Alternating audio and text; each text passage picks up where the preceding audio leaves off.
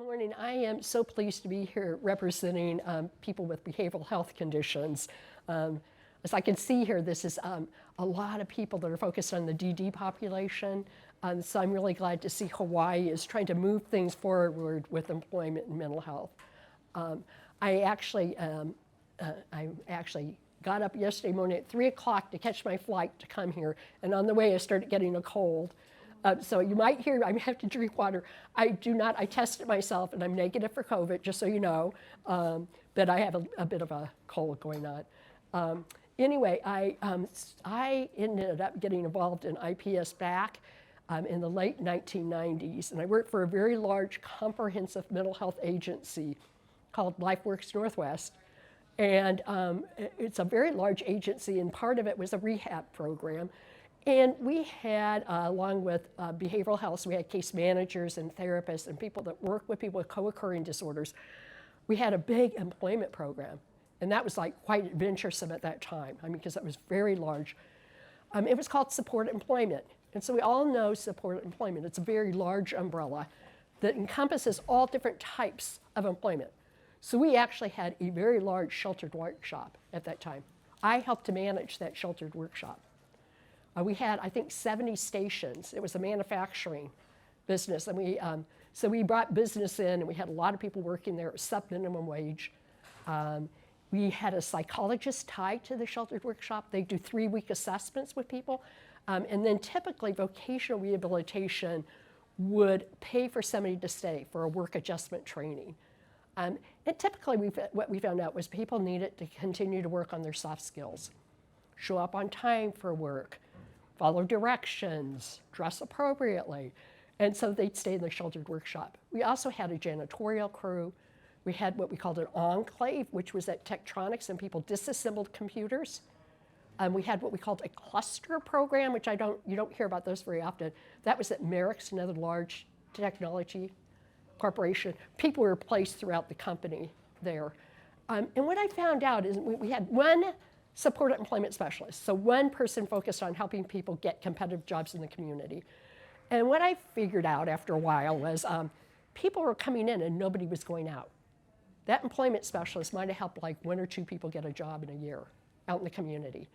And I just felt it was wrong. And I, along with 3 other agencies in the state of Oregon, said, we're going to try to research different ways to provide employment services. And along the way, not me, someone else of that group came across IPS, and that was Dartmouth College at that time. And Dartmouth College is the one that developed and researched IPS, individual placement and support. And so we came across that. We were curious. It was like, there's a lot of evidence with this model helping people to get competitive jobs in the community. And so 3 agencies decided to apply for a SAMHSA grant, which we got. It was quite a lot of money for us at that time, around 2000, 1999, 2000. And that's when we implemented IPS at the agency where I worked. At the same time, our state hospital, called Damish State Hospital, was shutting down. And so there was the whole idea about deinstitutionalization of people coming out into the community. And the state of Oregon said, we need 2 providers to work with this group of people coming out. And these are people that have been at the hospital for 8 to 12 years. We're not talking about acute hospitalizations. We're talking about people that were basically institutionalized at that time. And they were coming out, and their money was to wrap around, so they had housing, they had case managers that were more like ACT, a sort of community treatment. So they had very small caseloads of 10 people each, psychiatrists tied to it. But vocational rehabilitation and the Department of Mental Health said, we want employment to be a part of this. We want you to help people get competitive jobs in the community. And we did not raise our hand to be a part of that project. And they actually got a hold of us and said, we need you to do it. We need somebody else to be involved, because we were just like, geez, this seems like a big project. So we started implementing IPS at the same time this whole project was going on. And people from Damish State Hospital that had been released were coming into our program. And there was a woman named Stephanie who she had severe schizophrenia. She had auditory hallucinations. She had delusions. And she kept saying, I want to work. And we had an integrated team, so we were on a team with a lot of other people, mental health professionals. And at the time we were trying to name our program, this special project, and one of the case managers said, why don't we name it Not a Snowball's Chance in Hell? That it's gonna work. That's where people's minds were at that time. Seriously, that's where people's minds were. This isn't, we're not gonna get people jobs in the community, like Stephanie. So we said to Stephanie, we would like you to come in and do an assessment. Meet our psychologist, do a 3-week assessment, and we'll determine, whether we can help you get a job in the community. And so she came in, and of course there were all kinds of reasons that she didn't follow through. I mean, she lasted a couple days in the sheltered workshop, and she stopped coming in. And this is somebody that had a case manager that would bring her to work, pick her up, and she stopped coming. And so it was like, see, she's not ready, right? She can't even show up, and a case manager will bring her. She can't show up for work, so she's not ready to work. Well, vocational rehabilitation got a hold of us and said, you have this project to help people get jobs in the community, and you need to listen to them, and you need to follow this approach and help her out. We can't put her in a sheltered workshop. So Maureen, who was this amazing employment specialist, met with Stephanie and found out that Stephanie had dogs when she was growing up and loved dogs and pets. And through work, Maureen helped Stephanie get a job at Petco as a groomer. And initially she worked with her on the job, but lo and behold, Stephanie started showing up every single morning for that job. Every morning she's showing up. And I always say to people, if I could show you a picture of her when she first came into our program and a picture of her 6 months later, you would never know she was the same person. You would never in a million years physically know it was the same individual. So that was a turning point in my life. That was where I was like, we need to do this for everybody. And it convinced us. We were proven wrong because Stephanie could work when we said she couldn't. So this became this huge turning point where I was just like, we've got to do this. So anyway, I always want to tell that story because it's just an example of how IPS works for people. And I'm going to do an overview so we hear a lot more about the model. But I want to just hear quickly from you all where you work and who you work for. We'll start. Valerie, I work for the Hawaii State Department of Health, Child and Adolescent Mental Health Division. My name is Kaylee Wong. I work for On-Track Hawaii, the branch of Child and Adolescent Mental Health Division. And she's our employment specialist. Yay. I'm Teresa Chen. I'm also with the On-Track Hawaii Child and Adolescent Mental Health Division. I'm the psychiatrist for the On-Track program.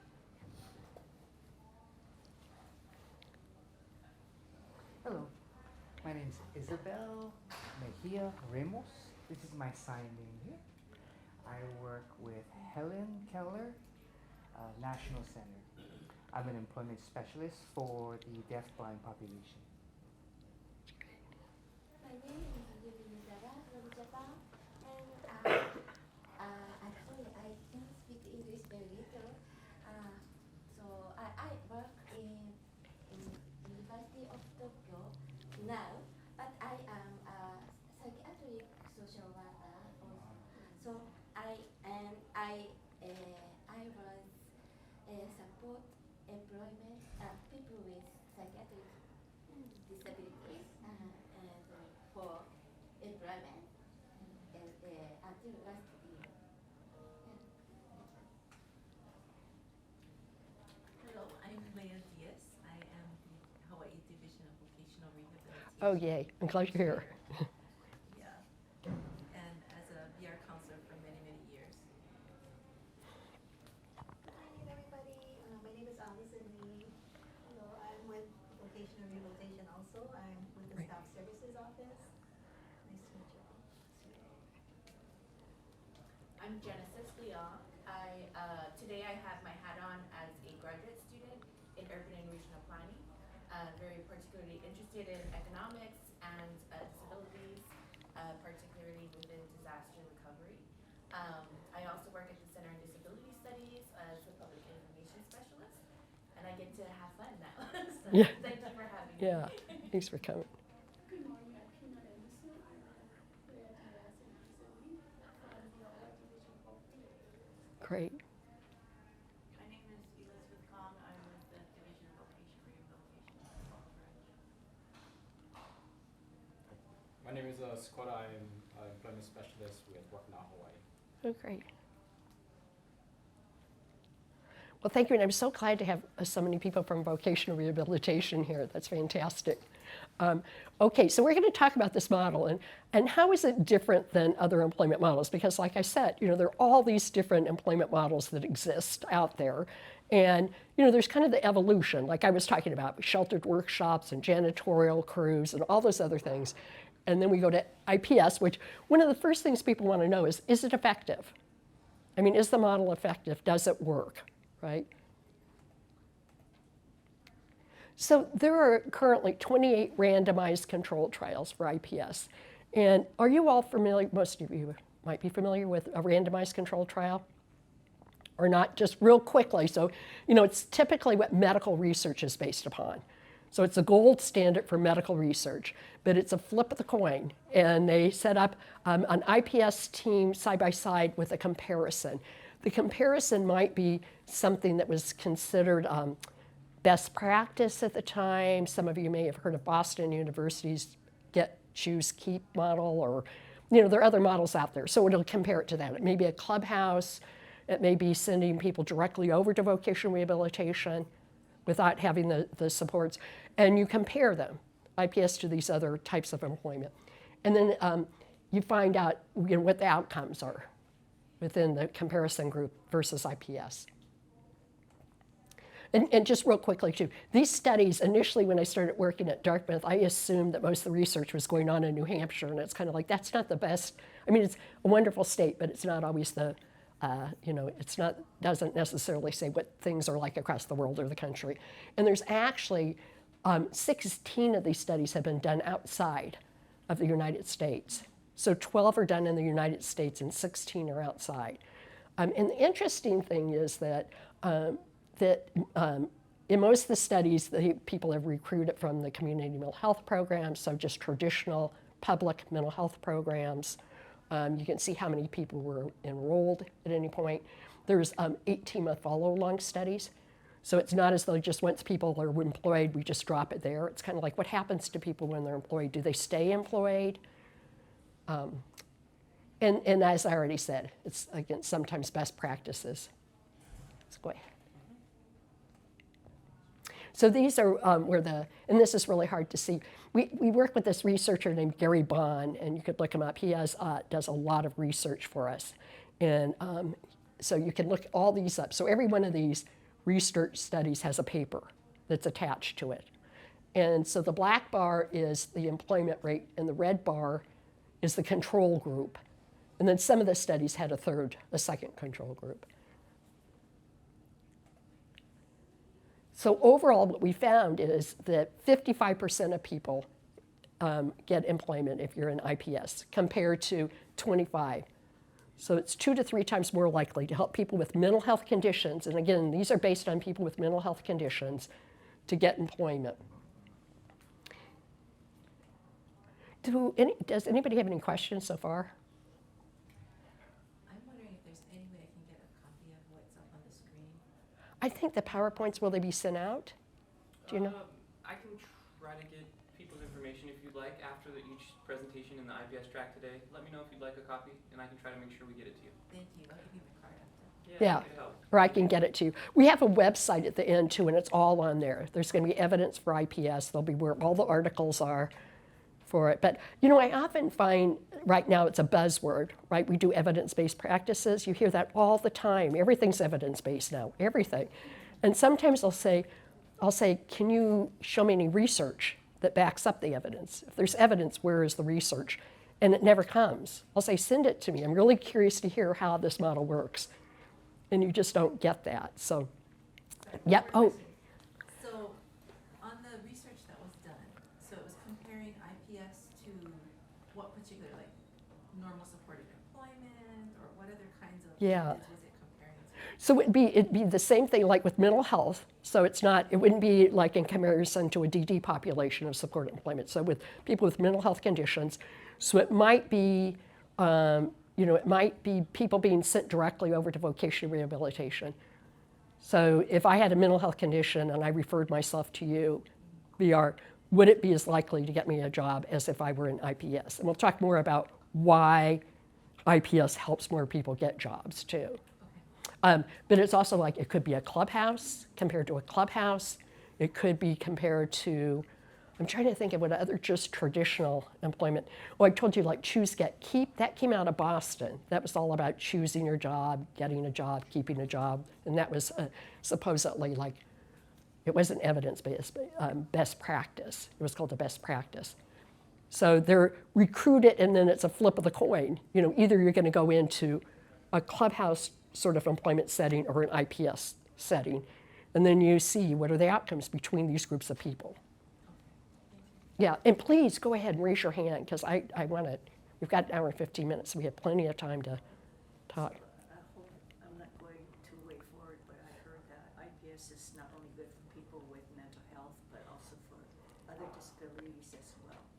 Yes, and we're starting to branch out and do that a lot more. So there's a lot, right now there's a huge focus on youth, young adults, people that are in, on-track programs. We have, there's on-track, ESA, Navigate, all of those are first episode programs for youth. We are just with veterans with PTSD, service-related PTSD is a big one. I'm currently involved in a research study that I'm finding really fascinating, which is people that are coming out of corrections or have contact with the legal system, and we're trying to get them quickly and get them back to work. We have one for people that are just generally low income, so TANF recipients, SNAP, TANF, that group of people that have often not been successful getting jobs. So there are a lot of different populations. Yeah. Your story that you shared at the beginning, I'm curious how it might differ or shift from IPS and customized employment. So customized employment, I don't feel like I'm at all an authority on customized employment.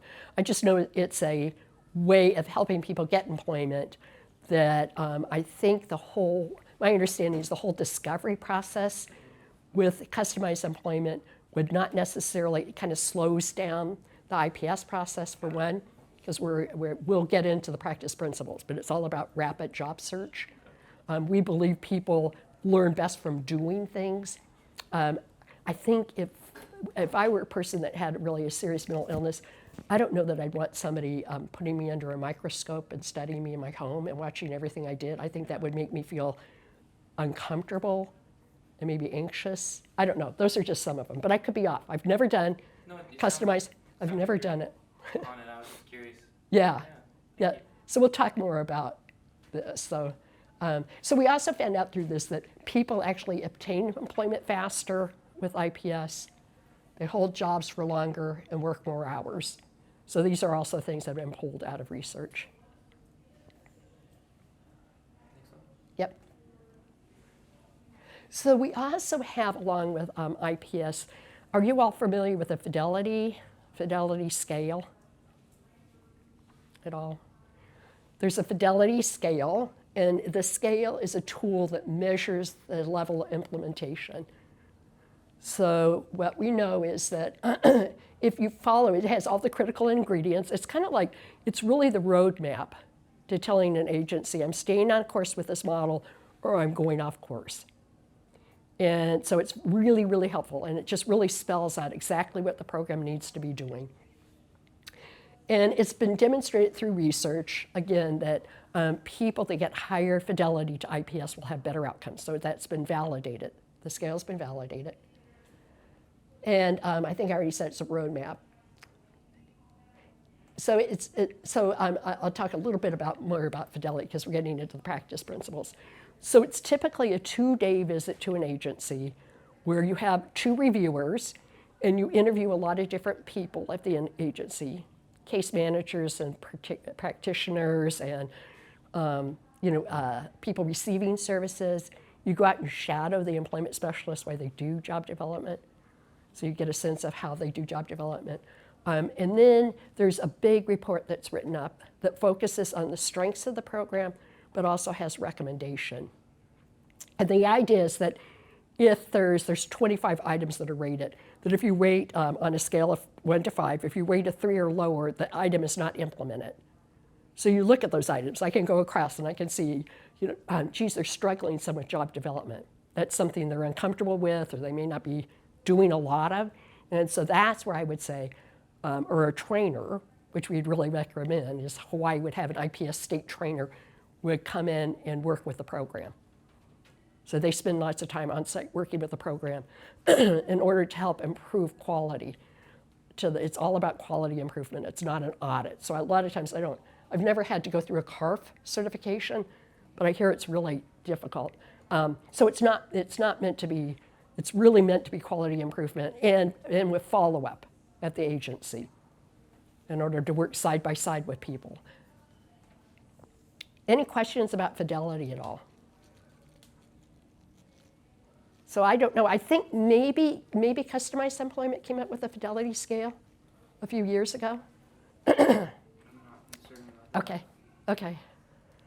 So there's not a lot of employment programs that have a scale too.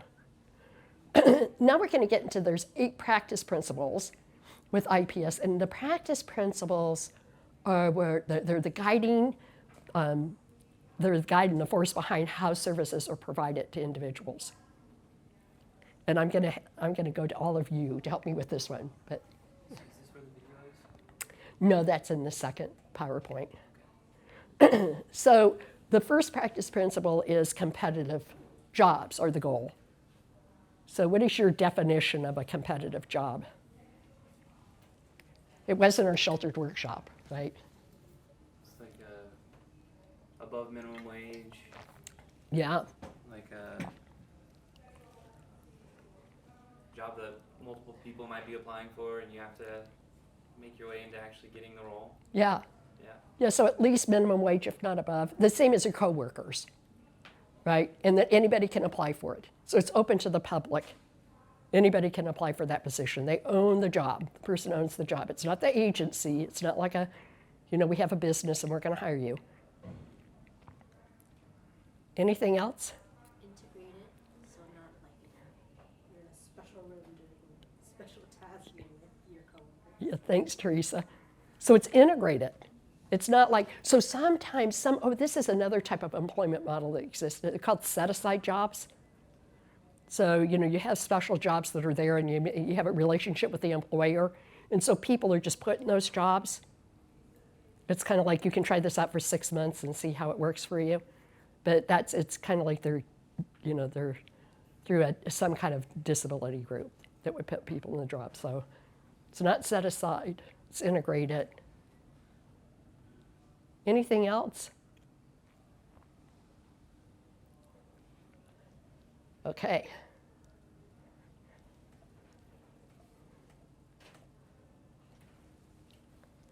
And this is a principle that I think is unusual for employment programs, is that the employment specialists are embedded in a clinical treatment team. So in my agency, when we implemented this model, this was probably one of the hardest things to get into place. There needs to be at least a weekly clinical team meeting that's happening. So it's a clinical person leading that team, and the employment specialists are embedded in that team. So they become equal team members with shared decision making. You don't have a therapist calling the shots. So it's like people talk back and forth about what's best for the person. What do you think about that? Does anybody currently, are you doing that with OnTrack? Can you say anything about how it works for you to be able to do it? Well, as a psychiatrist, I'm supervising. Yeah, which is unusual in itself. Yeah. Yeah, but I rely on her to kind of learn the material and teach me and tell me, like, okay, based on what she's learning, here are the principles, and we kind of collaborate on Yeah. each youth that we're working together on. So the collaboration that goes on. So the two of you are collaborating. It's not as though Kaylee's over here trying to get somebody a job and you're over here changing medication or doing something else and you don't know what each other is doing. Right. So why do we want to do that?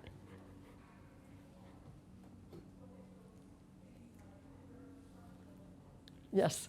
Well, I think there's a lot of support that the person will need in terms of mental health treatment if they're going to a job and adjusting to the placement and the stresses. And so if they're not on track with their medication or their therapy, then they're prone to relapse. And so I think it's critical that you have somebody kind of monitoring the work setting, giving them feedback, as well as making sure they're adhering to the mental health protocol for the treatments. Yeah, that's true. Yeah. So Okay. our program is new, but from what I understand from IPS, that if a person wants to work, if one of our clients wants to work, and this IPS and being in the process of getting employed and being employed is a part of treatment, because when they have purpose, like a job, then they may want to, adhere to the treatment plan more so than if they didn't have that kind of purpose. So Yeah. sometimes jobs give people purpose. Right. So that's the reason why. And our clients are young. They usually drop out of school. It's hard to get like a job that they can support themselves with, without having some kind of education.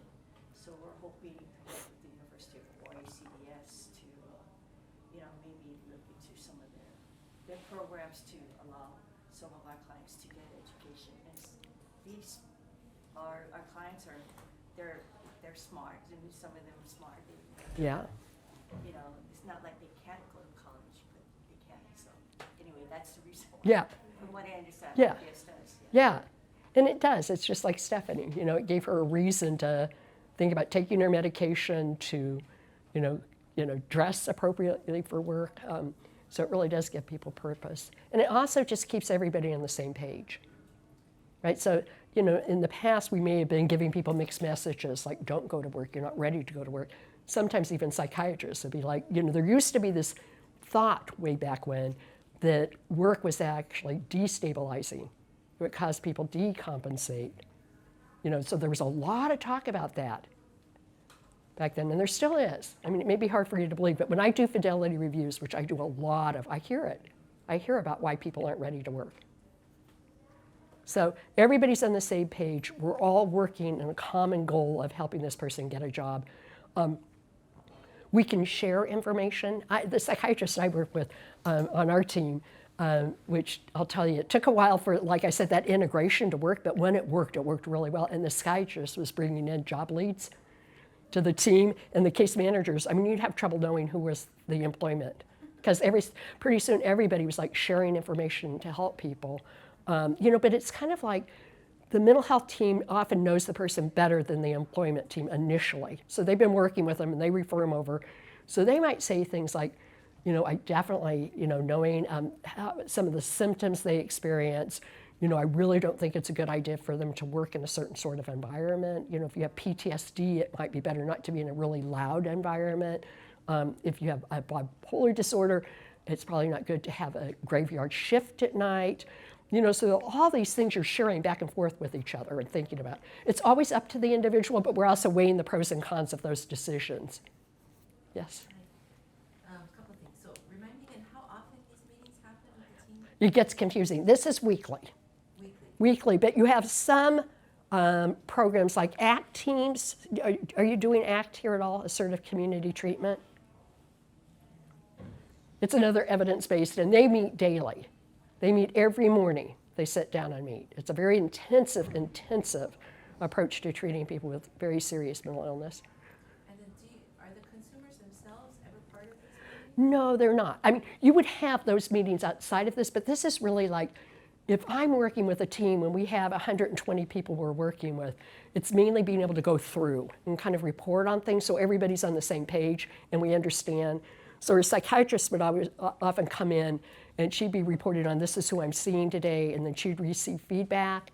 One of the things I loved about her psychiatrist is she would say, you are my eyes in the community. You're seeing people in the real world. I see them here in the office, but you see them in the real world and you see how they function. And so, you know, we share information not in a way, I mean, it's really to help the person, but you're really rolling through things. Then you may say, if you're working with somebody, you're saying, we should have a meeting together with this person. So you would do that. It's not as though they're left out of everything. It's just that this is really a touch base sort of thing. Any other questions about integration? I'm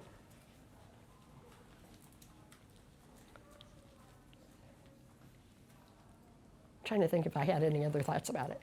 I mean, we got to a point where it just got so good. I mean, it just worked so well for people. This is one of my favorite practice principles, which you might have thought the last one was, but this is my favorite.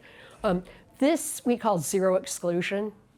So this practice principle is that nobody's excluded from employment if they say they want to work. It doesn't matter what's going on. I mean, if they're actively using substances, they're actively smoking marijuana every night, they're actively drinking, they may not be wanting to take their medication, they may have been incarcerated, they may experience all kinds of symptoms. If they raise their hand and say they want to work, they're referred. So what do you think about this one? This one often rubs people wrong. Sometimes vocational rehabilitation may have policies or thoughts about working with somebody that's actively using substances.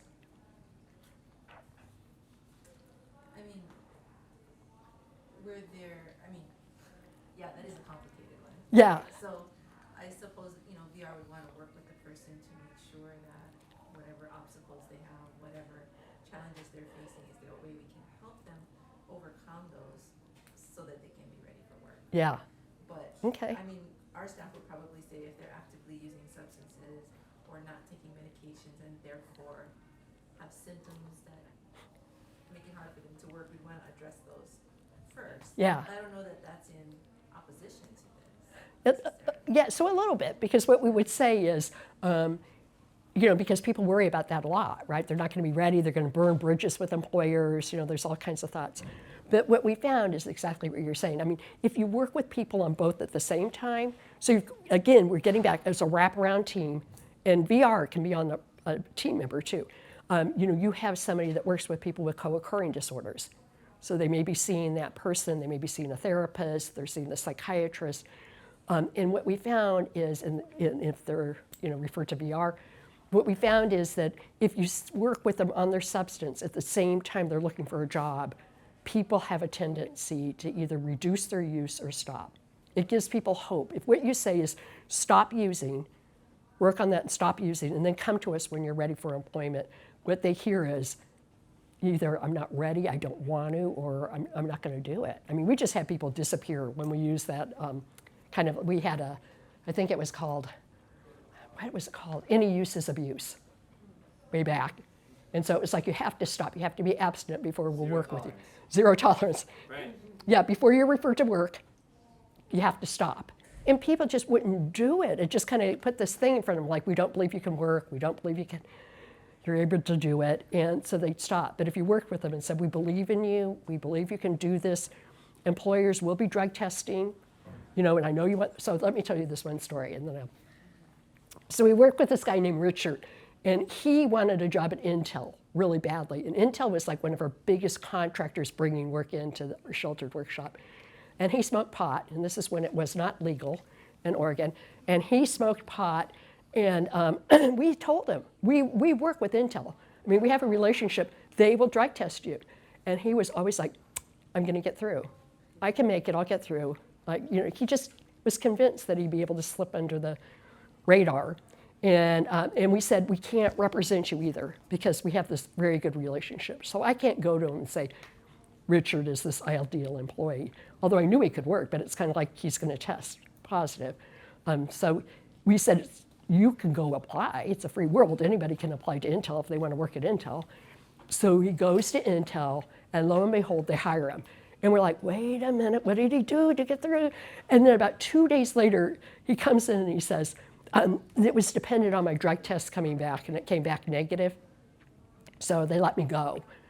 And they said to Richard at that time, if you can stop, if you can get clean and come back in, we'll rehire you. You did a good job in the 2 days you were here. So we'll rehire you.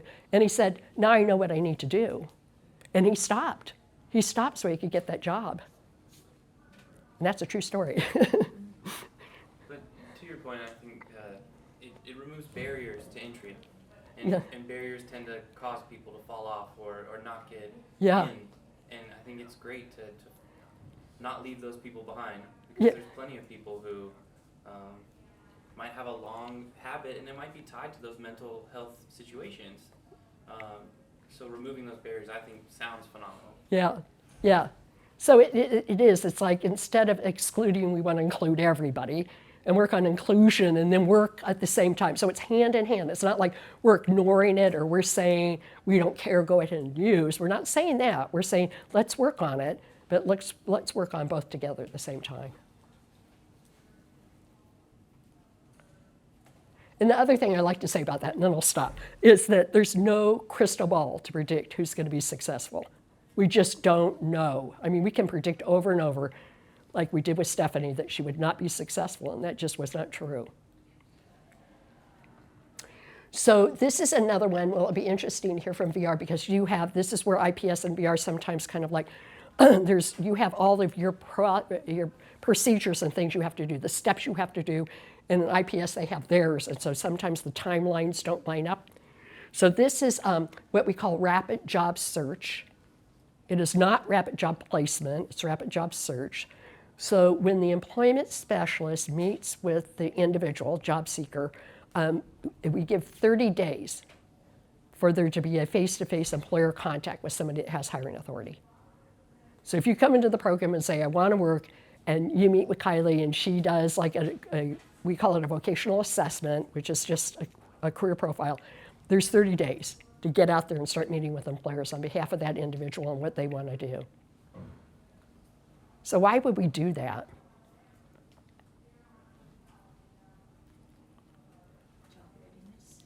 Job readiness, but why else? I mean, I'm not looking for readiness. Why am I going to go out and meet with an employer? If I hear you tell me that you want to work with pets, why am I going to go out and start meeting with Petco within 30 days? Or PetSmart or wherever it is you want to work? To see if they're a good match. Could be to see if you're a good match. To give your consumers hope and keep them excited and hold on to them. Yep. Yeah. It's like this strike while the iron's hot, right? Somebody's motivated, they're excited to work. And in the past, what we used to do, and I can blame myself a lot for a lot of these things, was show us you're ready. Show us you're ready. Show us you're ready. And then it goes on and on. Pretty soon the person's like so discouraged that they stop coming in. And you're like, see, they're not ready. Again, it's that sort of thing. So what we're saying is, I believe in you. I believe you can work. And we're going to go out. And again, this is job exploration. And sometimes people get a job in 30 days. But that's not the idea. It's like, let's go out and start meeting with employers based upon what you want to do, or I'll go and learn about the business and let you know what they do, or let's go on a tour of a business. Let's do an informational interviews. Let's shadow an employee while they do the job, right? Any of those things to help people learn about the job. And so hang on. So sorry. So how does that work with VR here? I mean, how many days? You have 60 days to put somebody in eligibility, right? And 90 days, I think, to put someone in plan. So can you go faster than that? I mean, if you were working with IPS, would you be able to say, like, if you had the information, would it be possible to go faster? Yes, it is possible to go faster, to answer your question. Yeah. How often does it go faster? Not as much as we would like. Yeah. There's an initiative now for rapid engagement and Oh, yep. expedited eligibility within Yeah. the VR program, trying to encourage our staff to use existing documentation to find people, or counselor observation rather than always needing to wait on, assessments being done by doctors and psychiatrists and stuff. So Yeah. I'd say we're getting there. Yeah, we're getting there. Yeah, but that's great that you're trying. And I have heard a lot about it being called rapid engagement at VR. So when we work, and I don't know that I'll get into this, but IPS teams work very closely with VR. I mean, it's like on the fidelity scale, and they often join a team meeting with us. And so we find that it's helpful to provide VR with the information, the documentation to help with eligibility. So once somebody signs a release of information and consent for VR and back and forth, then we have all the documentation. Typically, the psychiatrist has information that's going to help with the diagnosis and the functional levels and everything else. So, Yeah, that's really helpful, having all that team right there to give you. right, exactly. Yeah, yeah. We had, when I was doing this, we had a VR counselor that, because in Oregon, vocational rehabilitation really bought into IPS. They helped to fund quite a bit of it. And I had a counselor assigned to my team, and she had an office on site once a week, and she had a computer, and they used the AWARE system. I don't know if you're familiar with that, but okay. So she had the AWARE system there, so she could get into it there on site with a release. She had access to all the documents there. She could get people open in 24 hours, eligible. Yeah, and also if people are SSI or SSDI recipients, Presumed. we have proof of that, Yeah. we can presume them eligible right on the spot. You're right. If we have the documentation. Right, right, yeah. Yeah, so that really helps. And then there are all these things going on where IPS is, like I said, it's called a career profile, but it's about, we've reduced it. We're trying to help the employment specialists from so much paperwork that it really gets into like people's, strengths and skills and, what they want to do vocationally and analyzes past jobs. So that can be given to VR too at the same time to kind of work towards the plan. So the employment specialist, and I should say education too, because we were talking about education. So IPS is not just focused on employment, it's also focused on education. We're much, much more heavily focused on education than it used to be, because we work with so many youth now.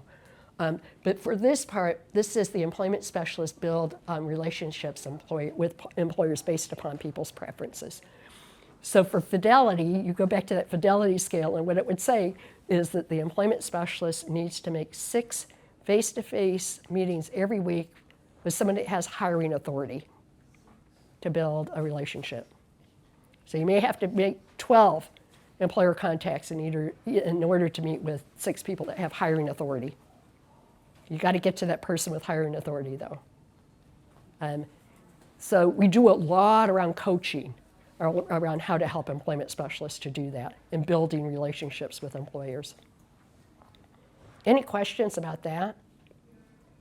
What is the philosophy when they're meeting with employers? How are they presenting a person? Are they saying,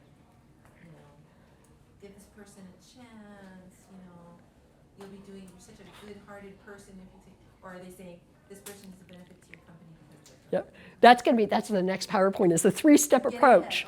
But that's okay, Never please hire this person. Never a charitable idea.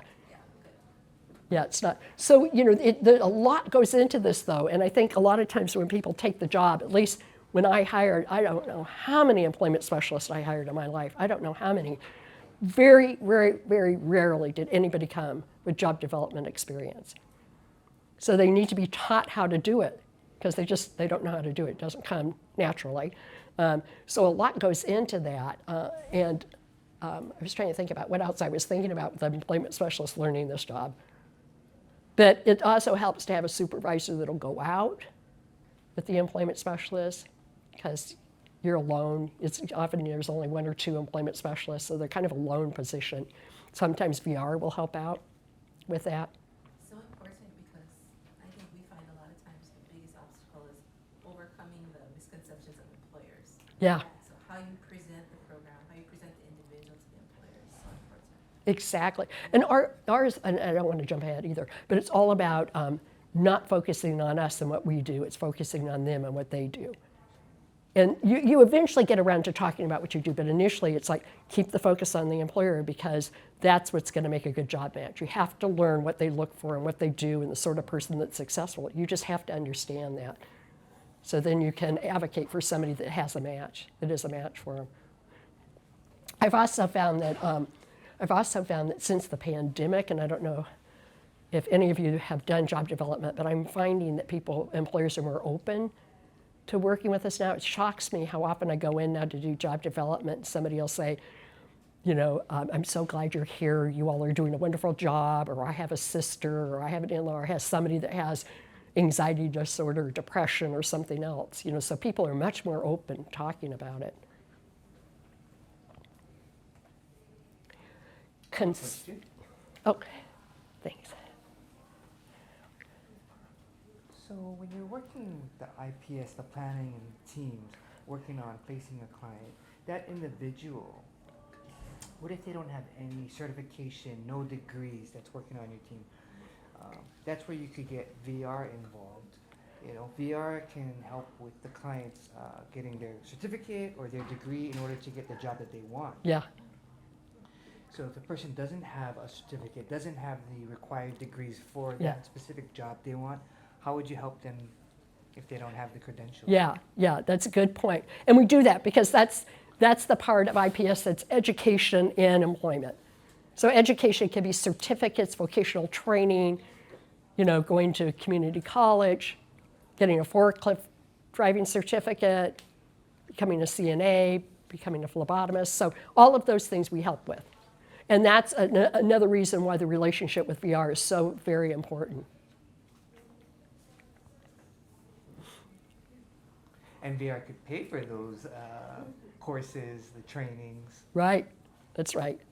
I mean, VR has many purposes, and I think a lot of times people feel like they're just, they have all these resources, and community public mental health is so poor. We can't afford to get people bus tickets, But they also bring to the table this vast amount of experience with other disabilities. So it's not just focused on mental health. They understand other things, physical disabilities, back injuries. So they're bringing that expertise. They bring expertise about just the employers in the community, different corporations and companies and people that are hiring. So they're bringing all this expertise to the team.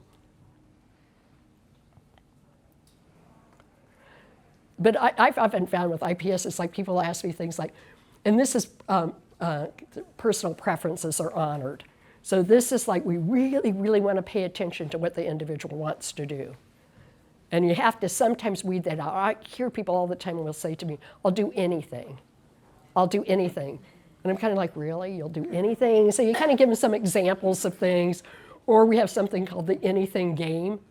So it's just a list of occupations that you go down, and it's kind of like, I'm an employment specialist. What would you think about a job like that, being an employment specialist?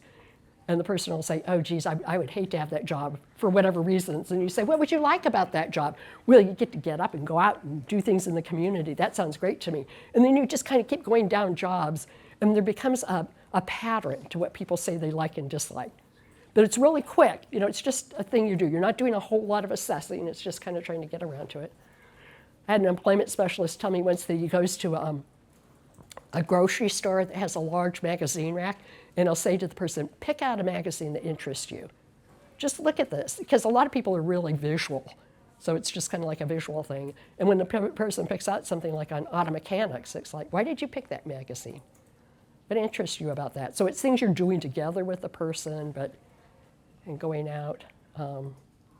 But we want to make sure we're getting people into the right sort of jobs. So if you look at Lucy here, she says, I'd hate to have a job where I had to be nice to everyone, right? Because not everybody, I work with people and they don't, as soon as an employer says to me, I need somebody that's strong in customer service and they smile when people come in and they are outgoing, I'm kind of like, there are people I work with that wouldn't fit that, right? So we want to make sure we're not putting those people in jobs that are not a good job match. Job supports are continuous with IPS. So this is another thing that vocational rehabilitation likes. It's ongoing supports. So, once the person gets a job, it's not like we're like, whew, got a job, bye, moving on. Now move on to my next job seeker, right? It's like we're there. And you've got the whole team, still that's helping to provide support. So if somebody's having trouble with communication skills with coworkers, they can have somebody that's a therapist they're seeing. Sometimes people, when they start working, may have trouble like getting up in the morning with mental health conditions, and the psychiatrist will adjust medication, take it a little earlier during the day. So everybody's working to help the person keep a job. And it's also important that we help people move on. So we don't want to put somebody in a job and say, this is your forever job. You're going to stay here at McDonald's the rest of your life. It's kind of like, do you still like this job? Are you satisfied? Do you want a different job? Do you want to move on? Do you want more pay? You want a promotion? So we're going to continue to work with them. And we say for approximately a year. And at that point, if the person is like really doing well and they're working steadily with no issues with the employer, then they would move back to the mental health team. So they're still being served by a therapist or a case manager, typically, within community mental health. I'm not sure that that's as true like with On Track, but with adults, it often is. They'll be working with somebody, and that person continues to meet with them. So we're still attending those weekly team meetings, and if I hear that Stephanie, there's a change in supervisors and Stephanie's starting to struggle, I could jump back in and help her. So, sorry. Yeah, go ahead. I seem to remember from working with the clubhouses a long time ago. Does this model say if the individual is sick that day, can't come to work, does somebody fill in for them? No. No, okay. No. See, this to me, it makes it more of a real job. I mean, because if I were sick, I don't know, I don't have somebody that's going to step in and do my job for me. Okay. Yeah, so no, you get the job based upon, we have to get people a job that's a match, that it's going to be okay. But on the other hand, not all these jobs work out, right? I mean, we're going to do our best, but we know there's no guarantee. So people are going to get in jobs and it won't work out. And we never consider it a failure. It's always like, it's an experience to learn from. So what went well with that job and what didn't go well? And what do we not want to repeat? And what are we going to push forward? And I often say, most of us are not in our first jobs. I mean, I waitressed 3 times and I was not very good at it. And I did it 3 times. And it wasn't all that great, and I just kind of learned. It's kind of like, well, I kind of like being around people, but man, that multitasking and trying to keep track of people, telling me I need more coffee or I need cream or I need this or that. I was not very good at it. So, and once I found the job I loved, and I was at the Community Mental Health Center for 27 years, and I've gone on, so sometimes it takes a while for something to stick. So we kind of have to be there with people. That might be the last one. Oh, no, it's not. Oh, this is really super important. I say that with all of them, don't I? So benefits planning, what we know is that benefits, especially people on Social Security, that's one of the greatest barriers for people returning to work, right? Fear of losing benefits. So we want to make sure that people have access to a certified work incentive counselor. And that can be hard. Do you have CWICs here with us? CWICs? CDS has this, right? Okay. I think Patrick said he was becoming one. Patrick and Billiana are both getting certified. Yeah, and maybe, yeah. Sorry, I like you calling it work incentives planning instead of benefits planning. Yeah. That's a much better term. It is a good way to refer to it. Yes. Yeah. Yeah. There can be such a stigma with people that are on those benefits about working. Right. And so choosing to word it that way is. Yeah. Well, I'm not going to rat anybody out, but I did a fidelity review last week, and this agency, I have to tell you, I was just blown away. They have 4 trained SOAR people on the team. Do you all have SOAR here? Oh, that's interesting. So SOAR helps people to get on Social Security. And typically it's supposed to be a bridge for people that are homeless. So we'll help you get on benefits for a short time, and then you get off and you go on with your life. Well, the fact is, what we know, and I can't swear for SOAR exactly what their outcomes are like, but we know that less than 3% of people that get on Social Security ever get off. So once you get on, it's a poverty trap, and people don't get out of it. And it's not a lot of money. So if you think about it, I don't know what it is here in Hawaii or what it is generally, but if you think about living on $900 a month, what kind of housing is that going to get you? It's a poverty trap. And so, and I really worry about youth, young adults. If you think about helping somebody at the age of 18 get on Social Security, that's an entire life of being on disability unless you help them get off. So with this program I was visiting, had 4 full-time SOAR workers that help people get on Social Security. And they even said, we get people on Social Security so we can pay for the services that they're getting. So it's like, because once they get on Social Security, then you can start billing Medicaid for case management and therapy and everything else, psychiatrists, so you can start billing against it. And you know, I was just blown away because everybody was referred to him. Everybody that came through the door, if they weren't on benefits, was referred. And that's in order to help them get on. Work incentives is to help people either work and maintain benefits or to get off. You know, we really want to help people to not get on to begin with. It's like, try working first. Don't try getting on benefits first. So we did we've done 2 very large research studies with people on Social Security and IPS. One was called the Mental Health Treatment Study. That's people on Social Security that we thought maybe we could help move them off. It was somewhat successful when you look at all these research studies, but it was tough. It was tough. And the other one was more recently called SED, and that was when we had, I think, 3,000 people in that research study, and that was to prevent people, like deflect them from going on, and that was better. But that's a tough one. Is that it? I think that might be it. Yeah. Okay, well, we're a little bit early, so what other questions you have about IPS? What do you think? Yes? Do you have a cost estimate for participant, how long it would take them to go from beginning to end? That's a good question. There's a lot of cost studies. But I don't have, I think I might have it for the afternoon session. I think they figured, I think it's like $6,000 to $7,000 a year. And my understanding is we don't currently have any IPS trained people in Hawaii, am I wrong? Well, I think, so On Track is attempting to do that, right? Your program?